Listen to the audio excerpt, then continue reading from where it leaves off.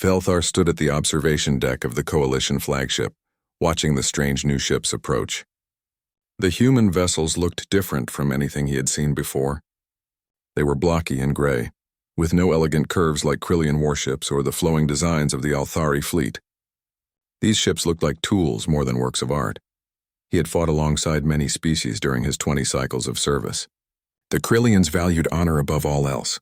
The Althari were master strategists who planned every move. The Vorthak were fierce berserkers who charged into battle with wild courage. Each species brought something unique to the Coalition forces fighting against the Void Swarm. Now came humanity. They had only achieved faster-than-light travel 3 cycles ago. Their technology was primitive compared to other Coalition members. Yet High Command wanted them in the war against the ancient enemy that had destroyed entire civilizations across the galaxy. The docking bay doors opened with a hiss. Velthar watched as the first humans stepped onto the Coalition station. They were smaller than most warrior species, with soft pink or brown skin and strange hair covering only the tops of their heads. They moved carefully, looking around with alert eyes. Commander Velthar, a human, approached him. The universal translator made the alien sounds into words he could understand. "I am Captain Lee Deho of the Earth Defense Force." Velthar studied the human captain. Lee was not tall or imposing like most military leaders. His uniform was plain and practical. His face showed no signs of the ritual scars that marked great warriors among the Krillians. This human looked more like a clerk than a fighter. "Welcome to Coalition Station Prime," Velthar replied in the formal manner. "I am assigned as your military liaison. I will help your people understand our ways of war." Captain Lee nodded slowly. "We appreciate the guidance. My people are new to galactic warfare. We have much to learn."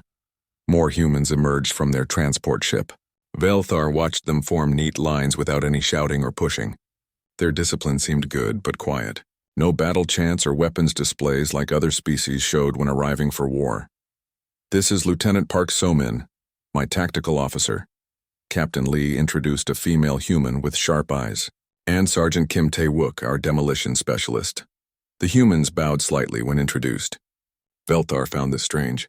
Most warrior species tried to look fierce and strong during first meetings. These humans seemed almost polite. "How many warriors do you bring?" Velthar asked. 50 soldiers in this first group," Captain Lee replied. "More will come if we prove useful to the Coalition." 50 soldiers. Most species sent thousands for their first deployment. The Krillians had brought 10,000 warriors when they joined the Coalition. Even the peaceful Zenth had contributed 500 fighters. 50 seemed like an insult, but High Command had been very clear. The humans were to be given full respect and integration into Coalition forces, something about their potential value and unique perspective on warfare. Velthar did not understand what made these soft, small beings so interesting to the war planners. Over the next few days, Velthar watched the humans settle into their quarters. They did not drink or fight or sing like most warrior species during rest time. Instead, they read reports and studied tactical data. They asked many questions about the Void Swarm. "The enemy reproduces by consuming organic matter," Velthar explained during one briefing. "They turn the bodies of the fallen into more soldiers for their swarm. This is why we burn our dead immediately after battle." Lieutenant Park So-min made notes on a small device. "What about civilian populations? Do they try to evacuate before the Void Swarm arrives?" Velthar paused. This was an odd question. Evacuation is not usually possible once the swarm begins feeding. The priority is stopping their spread to other worlds. "But what about the people still alive on invaded planets?" Sergeant Kim Tae-wook asked. "Do rescue operations happen during battles?" "Rescue operations would interfere with military objectives," Velthar explained. "The Void Swarm must be destroyed quickly before it grows stronger. Individual lives cannot be the focus during war." The humans exchanged looks. Captain Lee spoke carefully. "On Earth, we have rules about protecting civilians during war, even when fighting our own species." Velthar found this concept strange. War was about destroying enemies, not protecting weaklings who could not fight. But he did not argue. Different species had different customs. The humans spent much time learning about Coalition weapons and tactics. They seemed eager to understand how other species fought. Private Ominho, the youngest human, asked endless questions about Krillian honor codes and Althari battle formations. "Why do the Vorthak charge directly into enemy lines?" Oh, Minho asked one day. Because direct combat brings glory, Velthar replied. A warrior's courage is measured by how close he fights to the enemy. But wouldn't flanking attacks or long-range weapons be more effective? The young human pressed. Velthar bristled slightly. Effectiveness is not the only consideration in honorable warfare. Oh Minho nodded but continued taking notes. These humans seemed obsessed with effectiveness and efficiency. They wanted to know which tactics worked best, not which tactics brought the most honor. During combat training exercises, the humans performed adequately. They were not the strongest or fastest, but they followed orders well and worked together smoothly. Their weapon skills were decent, though not exceptional. They seemed like average soldiers. What surprised Velthar was their reaction to casualties during training simulations. When other species lost warriors in practice battles, they accepted it as part of war. But when a human was injured during an exercise, the others immediately stopped fighting to help. They used their medical supplies on wounded allies instead of continuing the mission. The objective is more important than individual soldiers, Velthar told them after one such incident. No soldier left behind, Captain Lee replied simply. It is our way. Velthar did not understand this philosophy. How could an army function if soldiers stopped fighting every time someone got hurt? But he marked it in his reports as another human peculiarity. As the training period ended, Velthar prepared his evaluation of the human soldiers. They seemed competent but unremarkable. Their technology was primitive, their bodies were weak, and their customs were strange. He could not see why High Command was so interested in this species. Still, the humans had shown they could follow orders and work with other coalition forces. They would probably do well enough in support roles, far from the main fighting. Velthar recommended they be assigned to rear guard duties or supply line protection. He had no idea how wrong he was about these strange, soft creatures from Earth. The real test would come when the shooting started, and Velthar would discover that human warfare was unlike anything the galaxy had ever seen. The first real battle came sooner than expected. Coalition scouts discovered a void swarm infestation on Thessar Prime, a mining world with 3 million inhabitants. The enemy had been feeding for only 2 days, which meant they were still relatively weak.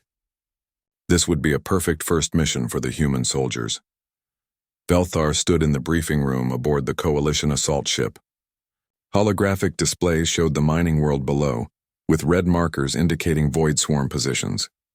The enemy had concentrated around the main population centers, as they always did. Primary objective is elimination of all void swarm organism, announced General Korthak, the Vorthak commander leading the operation. Secondary objectives include securing mining facilities and equipment. Captain Lee raised his hand. What about civilian evacuation? General Korthak's scarred face showed confusion. Evacuation? The feeding has been going on for 2 days. There are no civilians left to evacuate. Sir, our scans show thousands of life signs in the underground mining tunnels. Lieutenant Park So-min spoke up. Many appear to be hiding in sealed sections. The general waved dismissively. Those are probably void swarm drones using stolen bodies. The scanning equipment cannot tell the difference. We proceed with standard cleansing protocol. Velthar watched the human faces carefully. They looked disturbed by this news but said nothing more. Good. They were learning that war required hard choices. The assault began at dawn. Coalition forces landed at 6 different points around the main city. Velthar led a mixed unit that included his Krillian warriors, a squad of Althari scouts, and the human soldiers under Captain Lee. The Void Swarm defenders were exactly what Velthar expected. Twisted creatures that had once been the planet's inhabitants now served as soldier drones for the alien parasites. They attacked with claws and teeth, showing no fear or pain. The only way to stop them was complete destruction.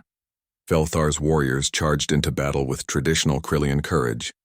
Their energy blades cut through enemy ranks while they shouted ancient battle cries. The Althari moved like shadows, picking off isolated targets with precision shots. Both species fought with the honor and skill that had made them famous across the galaxy. The humans fought differently. They did not charge or sneak. Instead, they formed tight groups and advanced slowly, covering each other with overlapping fields of fire. Their weapons were loud and crude compared to energy weapons, but effective enough. Sergeant Kim, take your team to the left flank, Captain Lee ordered in a calm voice. Corporal Yoon, Establish communication with 2nd Battalion. The humans moved like a machine. Each soldier knew exactly what to do without being told twice. They cleared buildings systematically, checking every room and corner. When they found enemies, they eliminated them with efficient bursts of gunfire. But something strange happened when they entered the mining complex. The humans' scanning equipment detected life signs in the deep tunnels, just as Lieutenant Park had said. Captain Lee immediately sent scouts to investigate. Commander Velthar, Private O'Minho, called out over the radio. "We have civilians down here." Hundreds of them. They sealed themselves in the lower levels when the Void Swarm arrived. Velthar was surprised. The scans had been wrong. These were actual survivors, not enemy drones. But the discovery created a problem. Extracting civilians would slow down the military operation and put soldiers at risk. "Maintain mission focus," Velthar ordered. "Civilian recovery is not our primary objective." "Sir, we cannot leave these people," Captain Lee replied firmly. "They will die if we abandon them here." "That is unfortunate, but war requires sacrifices," Velthar explained. "We must complete our mission before the Void Swarm grows stronger." What happened next confused Velthar greatly. Without orders from Coalition Command, the humans split their force. Half continued the assault mission, while the other half began evacuating civilians from the mining tunnels. They ignored direct orders to maintain unit cohesion. Captain Lee personally led the evacuation effort. His soldiers rigged explosives to create safe corridors through Void Swarm territory.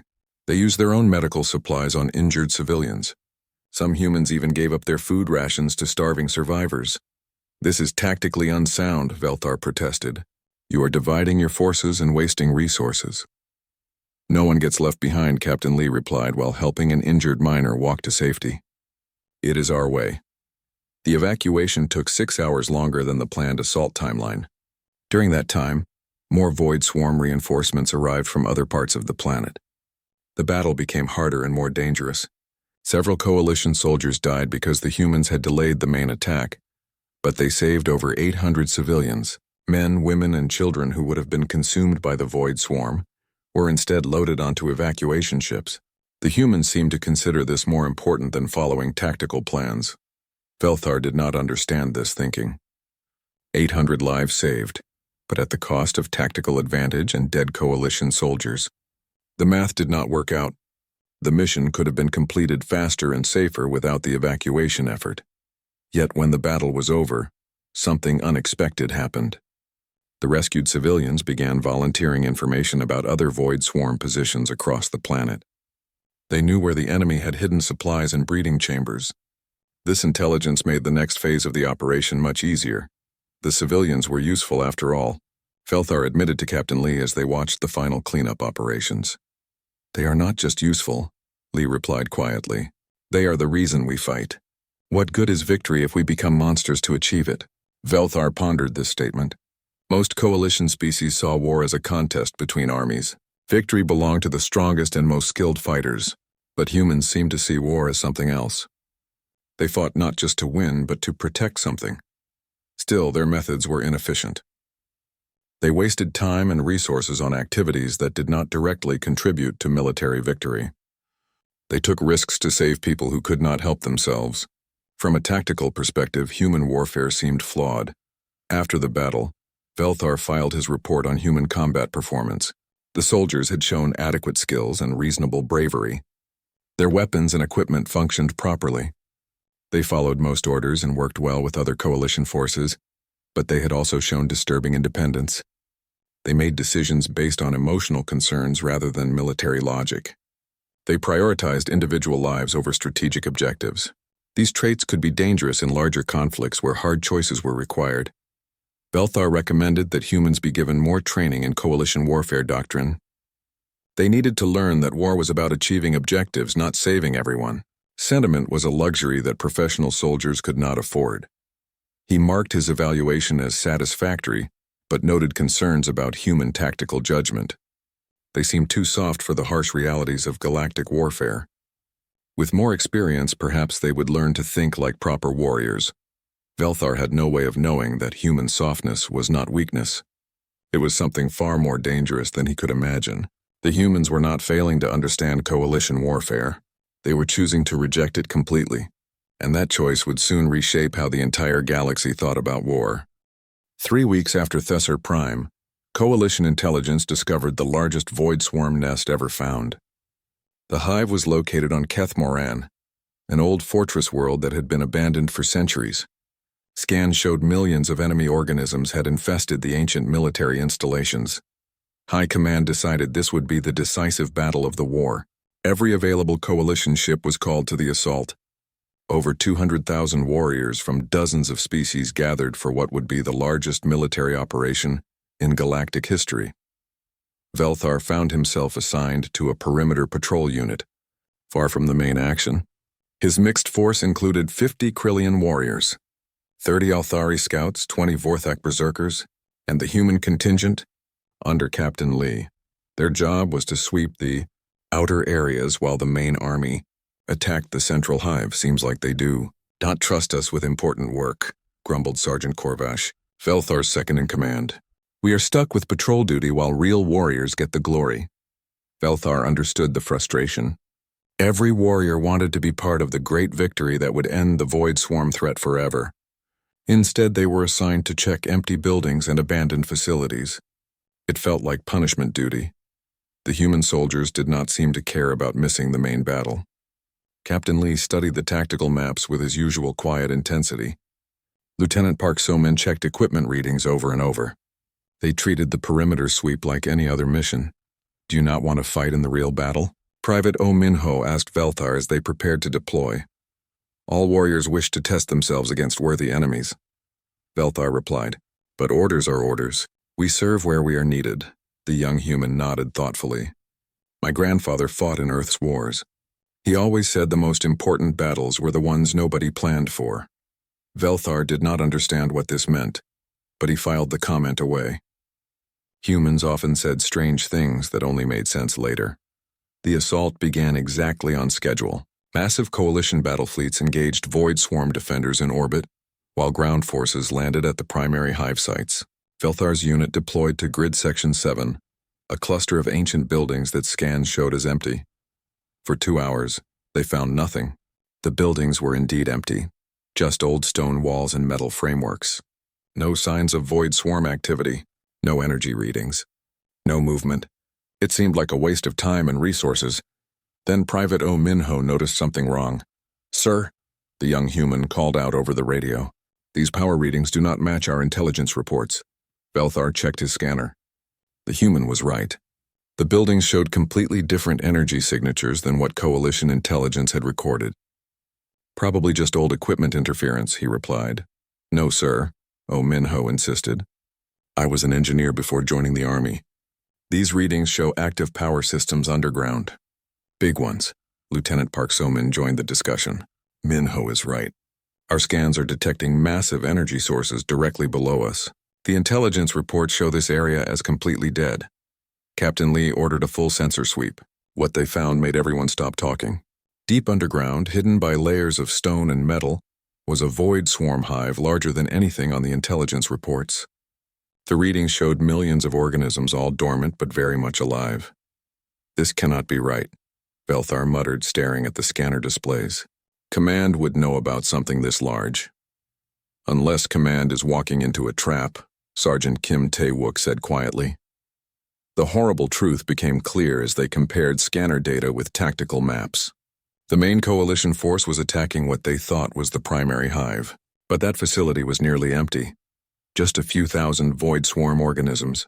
The real nest was here, directly below Velthar's position, and it was waking up. We need to warn the main force, Captain Lee said urgently. They are attacking a decoy while the real enemy prepares to surround them.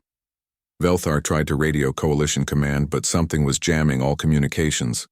They could not contact the main fleet or ground forces. The trap was already closing. Deep scans showed the underground hive extending for kilometers in every direction. Millions of void swarm organisms were beginning to move through tunnel systems that connected to the main battlefield. Within hours, they would emerge behind Coalition lines and destroy the entire expeditionary force. How long until they reached the main battle? Velthar asked his tactical officer. 4 hours, maybe 5, came the reply. The Coalition force will be completely surrounded with no chance of escape. The small perimeter unit was the only force in position to do anything about it. They were also completely outnumbered by impossible odds. Even if they combined all their firepower, they could not hope to destroy millions of enemies, but they might be able to slow them down. We could collapse some of the tunnel entrances, suggested Sergeant Kim Tae-wook. That would force them to take longer routes to the main battlefield, or we could attack the hive directly, said Captain Lee. Draw their attention to us instead of the main force. Velthar stared at the tactical display. Both options were suicide missions. The unit had less than 200 soldiers total. They would be facing millions of enemies with no hope of victory or survival. It was the kind of situation where any sane commander would retreat and try to save his own forces. We should withdraw, said Sergeant Korvash. There is nothing we can do here. Better to preserve our strength for future battles. If we withdraw, 200,000 coalition soldiers die, Captain Lee replied calmly, including everyone we know and care about. And if we stay, we die for nothing, Korvash argued. Dead heroes cannot fight future wars. The debate continued for precious minutes while the void swarm continued moving through the tunnels. Soon it would be too late to matter what they chose. Then Private Oh Min-ho spoke up. Captain, what if we do not have to choose between saving ourselves and saving them? Explain, Captain Lee ordered. The young human pointed to the scanner readings. The hive has a central power source feeding all the tunnel systems. If we could overload it, the explosion would collapse most of the tunnels and kill a large percentage of the organisms. That would require getting to the center of the hive, Lieutenant Park So-min noted, through millions of enemies. Yes, Oh Min-ho agreed. It would.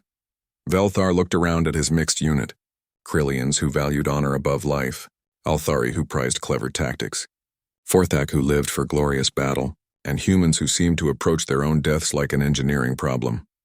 Any force that attempts to reach the hive center will be completely destroyed, he said. Probably, Captain Lee agreed, but the main force will survive. That is what matters. For the first time since meeting humans, Velthar began to understand something about these strange creatures. They did not fight for glory or honor or tactical advantage. They fought with a cold mathematical precision that calculated acceptable losses and optimized outcomes. And they had just calculated that their own lives were an acceptable price to pay for the greater good. The planning session that followed was unlike anything Velthar had ever experienced in his 20 cycles of warfare. He expected the humans to discuss honor, glory, or at least the hope of survival. Instead, Captain Lee spread out tactical displays and began talking about the mission like it was a math problem. Primary objective is overloading the central power core. Lee began in the same calm tone he used for routine briefings. Success probability with full unit assault is approximately 12%. 12%? Sergeant Korvash snarled. Those are not odds. That is certain death. Correct, Lieutenant Park So-min agreed, studying the scanner data. However, mission success probability increases to 47% if we coordinate multiple simultaneous attacks on secondary power nodes. Velthar watched in growing unease as the humans discussed their own deaths with clinical detachment. They were not planning a glorious last stand or a desperate charge. They were calculating the most efficient way to die. We will need to divide into 6 teams, Captain Lee continued. Each team takes one tunnel entrance. 5 teams create diversions while the 6th reaches the primary target. Which team gets the suicide mission to the center? Asked one of the Vorthak warriors eagerly. His species loved the idea of dying gloriously in battle. We all get suicide missions, Sergeant Kim Tae-wook replied flatly. The diversion teams will be surrounded and destroyed. The center team will die in the power core explosion. Nobody survives this plan. The casual way he said it made Velthar's skin crawl. This was not how warriors talked about death. Where was the emotion, the fear, the desperate hope for survival? Private Oh Min-ho raised his hand like a student in a classroom. Captain, should we set up dead man switches on our communication equipment? Good thinking, Lee nodded. That way, intelligence about void swarm tunnel systems will reach command even after we are gone. I can rig the explosives to prevent enemy use of our bodies, Kim Tae-wook added. Standard delayed charges to deny the area after we fall. Velthar felt sick. They were discussing the disposal of their own corpses like it was routine maintenance. No other species he knew talked about death this way. Even the Vorthak, who sought glorious deaths in battle, did so with passion and emotion. The humans spoke about dying like clerks discussing filing systems. What about extraction? Asked Sergeant Corvash desperately. Emergency evacuation routes? Lieutenant Park So-min shook her head. Extraction would compromise mission success. Any resources spent on survival decrease the probability of destroying the hive. Then we die for nothing, Corvash shouted. Dead soldiers cannot fight future wars. Captain Lee looked at him with those strange, calm human eyes. Dead soldiers cannot fight future wars, but living coalition forces can. 200,000 lives versus 200 lives. The mathematics are simple. That word hit Velthar like a physical blow. Mathematics. The humans were reducing the entire mission to numbers and equations. Lives were just variables in their calculations. This is not how wars are fought, Velthar protested. Warriors fight with honor, with courage, with hope of victory. Honor does not destroy power cores, Oh-min-ho replied quietly. Courage does not collapse tunnels. Hope does not save the main force from encirclement. The young human pulled up tactical displays showing optimal approach routes, defensive positions, and explosive placement points. Everything was planned with mechanical precision. Every death was calculated for maximum tactical benefit. I will take the center mission, Captain Lee announced. My team will consist of Oh-min-ho, Kim Tae-wook, and myself. We can carry enough explosives to guarantee core destruction. Sir, Oh-min-ho said, the explosion will vaporize everything within 5 kilometers. We should discuss optimal positioning to maximize enemy casualties while minimizing warning time. Velthar realized with growing horror that the young human was excited about this. Not the excitement of a warrior facing glorious battle, but the excitement of an engineer solving a difficult technical problem. Oh-min-ho was genuinely interested in finding the most efficient way to die. The diversion teams need to maintain enemy focus for exactly 43 minutes, Lieutenant Park So-min calculated. That gives the center team time to reach the power core and set charges. 43 minutes against overwhelming odds, muttered one of the Althari scouts. We will all be dead in 10. Not if we use proper tactics, Park replied, bringing up more displays. Concentrated firepower, overlapping fields of fire, progressive fallback positions. We can hold for the required time. She began assigning specific soldiers to specific death positions like she was organizing a supply convoy. First team dies here, second team dies there. Third team provides covering fire until they also die. The efficiency of it was terrifying. What about our families? Asked a Krillian warrior. Our clans? Who will remember our names? Memory is irrelevant, Sergeant Kim Tae-wook replied. Mission success is all that matters. The main force survives, the war continues, the galaxy is protected. Velthar watched as more human soldiers volunteered for the mission without hesitation. They did not talk about glory or honor or even survival. They talked about optimal explosive placement and maximum damage efficiency. Corporal Yoon Ji-hai volunteered to coordinate communications during the assault. She calmly explained how she would continue calling in artillery strikes even after being mortally wounded, treating her own dying body as just another piece of equipment to be used effectively. I can maintain radio contact for approximately 6 minutes after receiving fatal wounds, she calculated. That should be sufficient for final targeting data.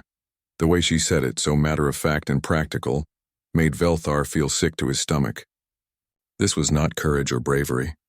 This was something much colder and more frightening. The humans had turned death into a tool. They wielded it with the same casual efficiency they applied to logistics and supply management. They calculated acceptable losses and optimized casualty ratios like they were planning a construction project. All teams understand their assignments? Captain Lee asked. Yes, sir, came the unanimous reply. No request for mercy, no prayers to ancient gods, no desperate hope for last-minute rescue, just professional acknowledgement of orders that would kill them all. As the briefing ended and soldiers prepared their equipment, Velthar realized something that chilled him to his core. The humans were not just willing to die for the mission. They had made dying into an exact science, and they were very good at it. He began to understand what High Command had seen in these strange creatures from Earth. They had recruited a species that approached warfare like applied mathematics, where efficiency mattered more than honor and victory justified any method. The other coalition species fought because they must. Humans fought because they had made war into an art form, not the art of glory or courage. but the art of calculated violence optimized for maximum effect, and they were about to demonstrate just how terrifying that could be. The assault began exactly as planned. 6 teams descended into the tunnel system that honeycombed the ground beneath Keth Moran. Velthar led one of the diversion teams, still struggling to understand what he was witnessing. The tunnels were dark and filled with the sound of millions of moving creatures. Void swarm organisms scuttled through passages like a living carpet of death. The air stank of decay and alien biology. This was hell made real, and they were walking directly into it. "Contact in 30 seconds, Captain Lee's voice came over the radio, calm as always. "All teams execute on my mark." Velthar gripped his energy blade and prepared for the charge. This was how Krillian warriors died, with weapons in hand and battle cries on their lips. He would show these humans what real courage looked like. Mark. The explosions began immediately, but instead of glorious battle charges, Velthar watched the humans implement their calculated plan with mechanical precision. Team 2 detonated shaped charges that collapsed 3 tunnel entrances simultaneously. Team 4 released chemical weapons that forced void swarm organisms into pre-planned kill zones. Team 6 established overlapping fields of fire that created corridors of death through the tunnels. This was not warfare as Velthar understood it. This was industrial-scale violence applied with scientific method. Enemy response pattern matches projections, Lieutenant Park Soman reported over the radio. Diversion teams maintained current positions for 11 more minutes. 11 minutes. She had calculated exactly how long each team needed to survive before they could die. The precision was inhuman. Velthar's team engaged the first wave of void swarm attackers. The creatures came in overwhelming numbers, just as expected. But the humans had prepared for this too. Sergeant Kim Taewook had rigged the entire tunnel section with delayed explosives. Not enough to kill all the enemies, but enough to channel them into specific areas where concentrated firepower could be most effective. He turned the battlefield into a machine for processing enemy deaths. "Fall back to position 2, came the order. "Timer shows 8 minutes to next phase." They retreated according to plan. Not the desperate flight of defeated soldiers, but the calculated movement of pieces in a larger game. Every step backward had been measured and planned for maximum enemy casualties. Private Oh Min-ho moved with his team toward the central power core. Velthar could hear their radio chatter as they advanced through impossible odds. "Explosive placement optimal at grid reference 7 alpha, Oh Min-ho reported. "Structural analysis confirms maximum damage potential." "Copy that," Captain Lee replied. "Core breach in 4 minutes. All teams prepare for final phase, final phase." A polite way of saying everyone would die soon.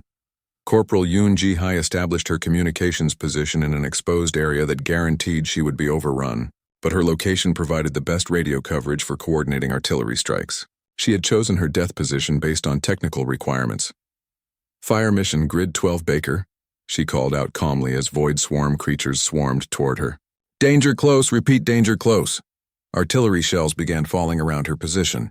She was calling down destruction on herself to maximize enemy casualties. When shrapnel tore through her body, she continued transmitting coordinates until her voice finally stopped. But the artillery strikes worked perfectly, destroying hundreds of creatures and buying precious time for other teams. This was the horror that Velthar finally understood. The humans did not fight like warriors. They fought like a force of nature, cold, methodical, and utterly indifferent to individual survival. "Team leader down," came a report from Team 4. "Sergeant Martinez maintains mission parameters." Martinez. Velthar did not recognize that name. It must be one of the human soldiers he had not learned to identify yet. Now he never would. "Core chamber reached," Captain Lee reported. "Beginning explosive placement. All teams execute terminal phase, terminal phase." Another clinical term for organized dying. The tunnel system exploded into chaos as every remaining human soldier triggered their final contingency plans. Shaped charges collapsed key passages. Chemical weapons fouled the air in critical choke points. Delayed explosives created deadly surprises for pursuing enemies. Each death was planned for maximum tactical benefit. No human died randomly or wastefully. Every life was spent like currency, purchasing time and advantage for the mission. Velthar found himself separated from his team, lost in collapsing tunnels filled with enemies. He prepared for a glorious last stand, the kind of death that would inspire songs for generations. Then Private Oh Min-ho appeared beside him, bleeding from multiple wounds but still functional. "This way, Commander," the young human said. "Collapse pattern analysis shows safer route to extraction point." "There is no extraction point," Velthar replied. "We are all going to die here." "Probably," Ominho agreed. "But mission success probability increases if command personnel survive to relay tactical data." Even while dying, the human was still calculating optimal outcomes. He guided Velthar through passages that seemed impossibly dangerous but somehow led away from the worst fighting. "How can you think so clearly?" Velthar asked as they climbed through rubble. "Are you not afraid of death?" "Fear is counterproductive," Ominho replied, pausing to set another delayed explosive. "It interferes with mission efficiency."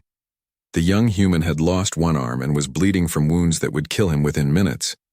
But he continued working with the same methodical precision as always, turning his own dying body into a weapon against the enemy. "Core detonation in 60 seconds. Captain Lee's voice crackled over the radio. "All personnel clear blast radius." There was no way to clear the blast radius. They were all still deep underground, surrounded by millions of enemies. The explosion would kill everyone within 5 kilometers, friend and foe alike. "Understood," came the replies from surviving team leaders. Mission accomplished. No complaints about the hopeless situation, no desperate prayers or final requests. Just professional acknowledgement that they had achieved their objective and would now die for it. The explosion, when it came, was beyond anything Velthar had ever experienced. The power core detonated with the force of a small star, vaporizing millions of void swarm organisms and collapsing the entire tunnel system. Somehow, Velthar survived in an air pocket created by falling debris. He was buried underground for 6 hours before rescue teams dug him out. His body was broken and his mind was shattered by what he had witnessed. The mission was a complete success. The main coalition force received warning in time to avoid encirclement. The void swarm hive was completely destroyed. The trap failed and the war could continue. But Velthar had discovered something that would haunt him forever. The humans had not just won the battle. They had turned warfare itself into a mathematics equation, where death was simply another variable to be optimized. They did not fight with passion or honor or hope. They fought with the cold efficiency of a machine designed for one purpose, the systematic destruction of anything that stood in their way. And they were very, very good at it.